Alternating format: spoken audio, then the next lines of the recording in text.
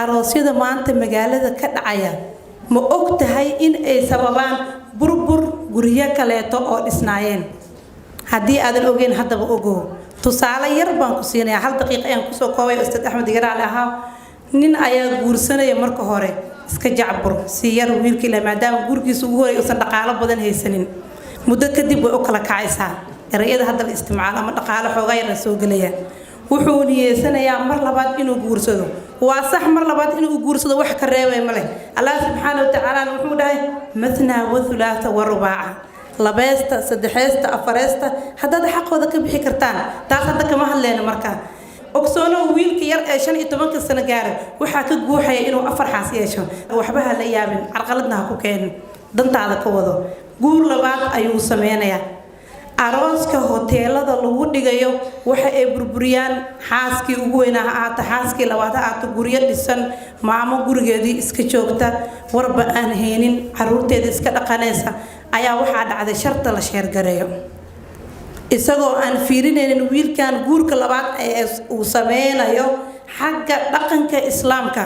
war gabadha aad guursanayso ma asturan tahay xaaskaaga kuugu horeysa ma qanacsan tahay ilaa adoo waxba ahayn bay soo guursatay aabay ka dhigto wad baa Ilaahay ka siiyay Soomaalidu way tiraahdaa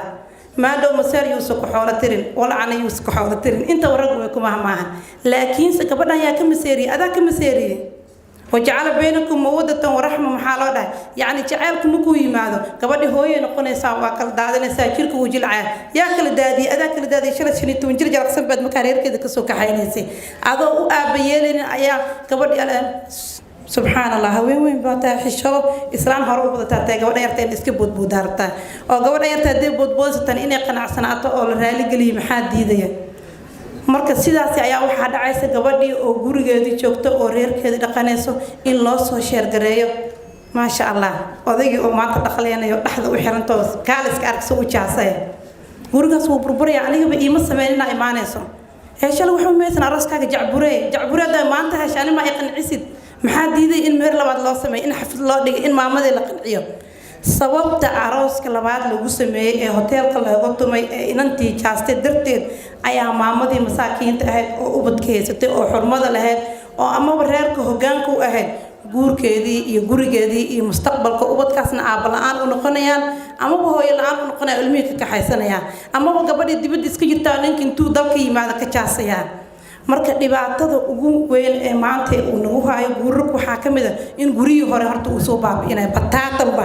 islaantan update-ka oo le fashion-ka arooskeedii 1900 waxa iga galay ah gabadha maanta jaasaysa gurigeeda burburinayso teed kale waxa leeyahay waddo naagley maxaa iga galay waxyaabo badan oo dhaqamo badan oo qaldan ayaa jira waxa kamid ah maanta waa maalinteedii gabadha maalmaha Ilaahay waa 7 bishuna waa 3 maalmood sanadkuna waa 12 bilood ma waxa jirta maalin Ilaahay subhanahu wa ta'ala uu dhahay maanta waa fasax qofka suuraba ha yeelo muslimka ha isqaabiyo salaada ha ka tago qaar baa waxay u sameeyeen oraahyo iyagoo dhahaya nimba maalintiisa wala loo tumaaye yaani qaawnaantii gabadha ayaa qiil loo raadinaya arooskan sida qaldan loo dhigay ayaa qiil loo raadinaa nimba maalintiisa wala loo tumaa maalintaada maalinta dhimatay ba sida sheekha ka hadlay ma maalinta guursanaysid ba ma maalinta cunug ku dhashay ba ma maalinta aad qof isbarteen ba ma maalinta jaamacad baxa maalin kasta oo cusub waa maalintaadi shalay maanta ay geerida kaaga dhowdaa shalay had waa tagtay mana soo noqonayso maanta waa maalintaadi bari muku waaga bari hadii Ilaahay idmo waa maalintaadi marka guurka caqabado badan ayaa ka jira habka aroosyada maanta loo dhigayo isagoo ka bilaabay reerkii ugu horeeyay ee islaanta ilmaha dhashay ma sha Allah ee barakaysan inuu burburayo islaanta ama raaliha ka haato ama yeesan ka ahaanin yaani hatta laga yaabay in gurigeeda la leeyahay igad aqalkan inta yarta ma qancinayaan way dhacdooyin badan oo laga warhayn baa jira iyadoo inta laga madax la isaga qasqaso xoogaa laga daba keeno waad garanaysaa dumarka caadifad ku jirto ma ku dhawaalo guursaday ma qaslaysin hadii aadan ooyin xoogaa wad muusoonaysaa markii uu xaaji yira qoortaada dheer ee lagu qoray cabaadiyaha markaan eegay waa qamooye ee qabataa gabar kale tuu laha saawiya tiklet miskiinada reerkeesa gurigaas burburay ilmahaas aabalaanta ku dhacday yaa mas'uulka adaa burburiyay adiga gabadha ee ninkan guursadana waad ku kaalmeysay marka ilaahay subxaanahu wa tacaala xaq wuu ka hadlay inna allaha laa yastaxyi min alxaq kuma oranin xaaskaaga hore aad qabtee oo lifaashionkeeda ama dhashii ka dhamaatay amaba gabar kale to ku qurux badan aad hesho xuquuqdeedii ku tumo aqalka ka gado aflagaade waxa doonta ku sameey midaan aad guursanaysid nafsul xikaaya barisas ayaad u galaysaa mid kale oo saddexaan oo ka jalaqsan baa soo bixaysa 5 sano kadib marka waxaan ilaahay gabdhaha markay guursanayaan ha yiraahdo guri ma leedahay marka hore ka soo qanci Soomaalidu waxay tiraahdaa ushii walaasha lagu dilay gumadkeeda abay meel ku yaala madaxa bari laga dhacaa adigana haddaad maanta garab siiso oo dulmi aad ugu heeliso ninka kana adiga aad guursanaysay jaceelku ku muujinay de bari waad dhalaysaa waad walacaysaa jirkan quruxda badan la iyo dhabankan dhalaalay iyo wajigan kala shiban ma ahaanayo marka hooyo noqotid sidaas ma ahaanayo marka ilaahay subxaanahu wa tacaala waxaan ka baryayaa waqtiga yar anoo ilaalinaya mar labaadna ku soo laabtay guriisamana si aad iyo aad midgale ayaan uga mahad celinayaa waxaa leeyahay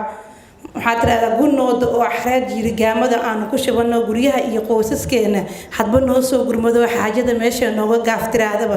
aan ka siinaa gabay guriisamana dib ayaan ka soo diyaari doonaa insha Allah waa mahadsantiin ragga الرجال قوامون على النساء مكو إله سبحانه وتعالى ندهان يعني قبل حقوق ذي كتم لهم أورن حدي حتى جورجا أبر برسة سوى ناقصن المها يلارك يمستقبل كذا جور هاي قبل أنا ما أنت ماشي إتاعن تعداد ليه بوسكي أدي قبل تجورج هويد أجوكتو وأشلق سنقولي ولا شعلي هويد أكوجرت هذا هرك كسوس بحي بنان إدلات وقتها سامت كار أركسا بريمت كار أركسا سمانة الحكومة ما ذا إجرا على هذا رجع قلب فرطان rag damca kama dhamaado koluu dacar ka dhargaay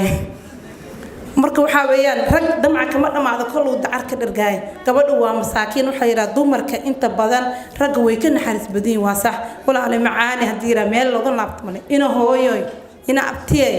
de maalin walba gabar bad madaxa jibinaysaa caruur bad banaanka dhigaysaa ma gorayada hadba ukuma meelaha ku dhasho marka rag walaalahay waxaan ka codsanaa guursada ilaahay idin banay anagana raali baan ku nahay laakiin sida sharciga islaamku waafaqsan arooskaaga anaga noo soo sheer gareenin meelaha ku heeso gabadha masaakiinta madaxa kala jibinin way dhacday qisa cajiib ah insha Allah hadii jaanis kale la helo anigu waxaan u bixiyay sharta la sheer gareeyo intii sheer garay gabadhiyo qaaban bal ilaahay baan kugu dhaarshay hooyo gurigeedii joogtay saak canjalada dawta ilmaha dugsiga u jiraan markii xaajigeedo dhagleynaya loo soo sheer garay caruurta ma xasuusanay absolutely waxba yaan isku qarin ما حسوسنا إلى وعافمات كذا إيه مستقبل كذا دنبه إنسان مسكحة بني آدم كواحد ضعيف قفك بني آدم كأسكم في إله سبحانه وتعالى يسكن ما أكتاله مرك رجوا حن كلا دردار ميا قبلها سيده الله دامه هذا تقول لوقت سنة سي أن شحلة أو إدبله أما نفس الحكاية قبل ورثت كوجورسو هذا هتل كجاس سنة تمرك رب هتل وحفل ذي قوس كذي المهدي أيديه حاجة فاتحة نمر كله مرك إن شاء الله إجرا على هذا السلام عليكم ورحمة الله وبركاته